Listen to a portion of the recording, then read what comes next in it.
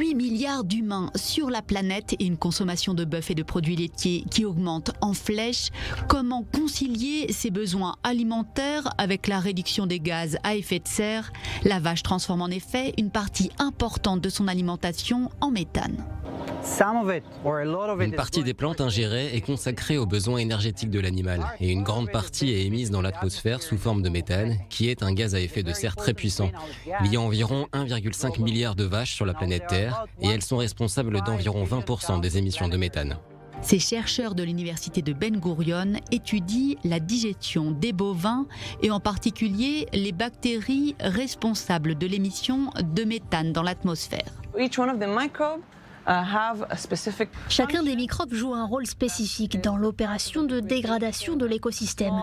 Donc chacun est une petite vis dans le processus de transformation des fibres en nutriments pour la vache.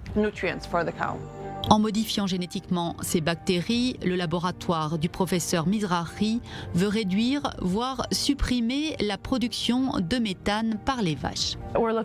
Nous examinons des échantillons qui contiennent environ 6 millions de gènes et nous tentons d'identifier uniquement ceux qui sont impliqués dans la dégradation des fibres microbiennes et les productions de méthane. Ils sont très peu nombreux.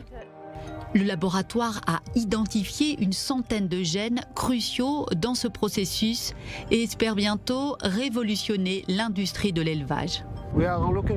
Nous visons un marché d'environ 40 milliards de dollars dans le monde, car cette solution pourra potentiellement être adoptée par chaque élevage bovin. C'est dans l'intérêt à la fois des éleveurs, qui réclament plus d'efficacité, et des politiciens, qui veulent moins d'émissions de gaz à effet de serre. Ces chercheurs ont également montré que les bactéries avaient un impact considérable sur la qualité et la quantité du lait produit par les vaches. Les microbes pourraient ainsi devenir les meilleurs alliés de l'homme.